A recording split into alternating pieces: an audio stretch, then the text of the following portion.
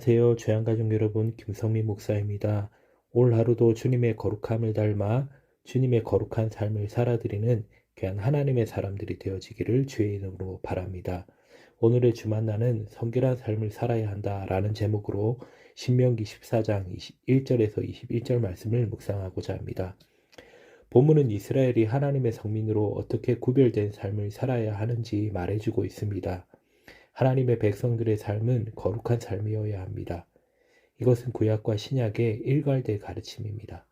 그러므로 하나님의 백성들이 구별됨을 상실했을 때 하나님의 백성으로 누릴 수 있는 모든 특권을 상실할 뿐만 아니라 세상으로부터 멸시를 받을 것입니다. 이스라엘 역사는 이스라엘이 복의 근원이 되도록 부르심을 받은 자들임에도 불구하고 거룩함을 상실했기 때문에 모든 민족으로부터 수치를 당했다는 사실을 말해주고 있습니다.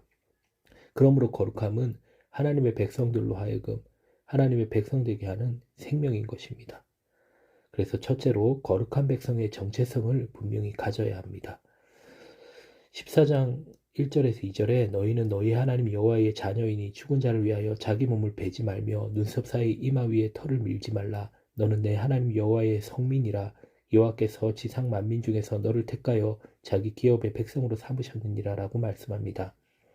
갈멜산에서 바알 선지자들은 자신들의 신을 부를 때 응답이 없자 칼과 창으로 자신들의 몸을 상하게 하며 신들을 불렀습니다. 이와 같은 행위는 자신들의 피로써 신을 기쁘게 하고 호의를 얻고자 함이었습니다. 이런 일은 장례식 때도 행해졌다고 합니다.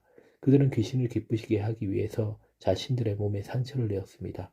이와는 조금 다르지만 에돔 왕도 이스라엘과 유다의 연합군들을 당해내지 못하자 성 위에서 장차 자신이 이어 왕위에 오를 맏아들을 취하여 번제를 드렸습니다.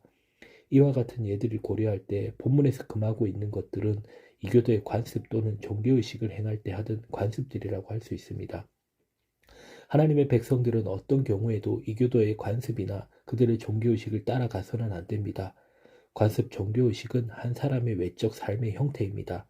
따라서 하나님의 백성은 외적 삶의 모습도 하나님의 백성으로 합당한 삶을 살아야 합니다. 그래서 하나님은 출애굽한 이스라엘로 하여금 시내산으로 인도하심으로 그곳에서 그들로 하여금 하나님의 백성답게 살 수 있도록 이끌어주는 율법을 수호해 주신 것입니다. 이스라엘이 이교도의 관습이나 종교적 행위를 따라서는 안 되는 또 다른 이유는 그들의 관습과 종교의식을 지배하고 있는 이교적인 정신 때문입니다. 한 사람 또는 한 공동체의 외적 삶의 모습은 그 사람이나 또는 공동체를 지배하는 정신으로부터 나옵니다. 그러므로 어떤 사람이 한 공동체의 관습을 따라 행한다면 그는 곧 그 공동체를 지배하고 있는 정신에 지배당하게 됩니다. 신뢰로서 이스라엘은 하나님의 선민이었음에도 불구하고 애굽에서 그들의 관습에 따라 살았을 때 그들은 애굽의 정신에 지배받았던 것입니다.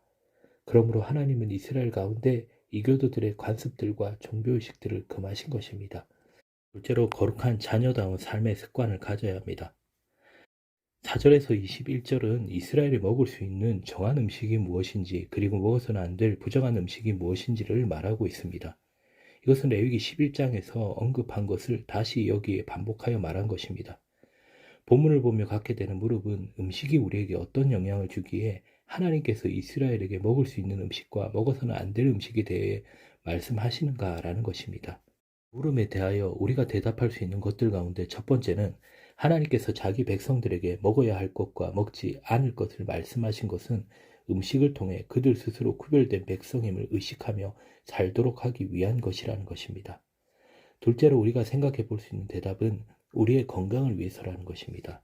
예를 들면 물고기 중에 비늘이 없는 것은 먹지 말라고 한 것은 비늘 없는 물고기는 일반적으로 고단백을 가지고 있다는 것입니다. 그래서 팔레스틴과 같은 무더운 나라에서 그것들을 쉽게 상할 수밖에 없습니다. 즉 하나님께서 이것을 금하신 것은 우리의 건강을 위해서라는 것입니다.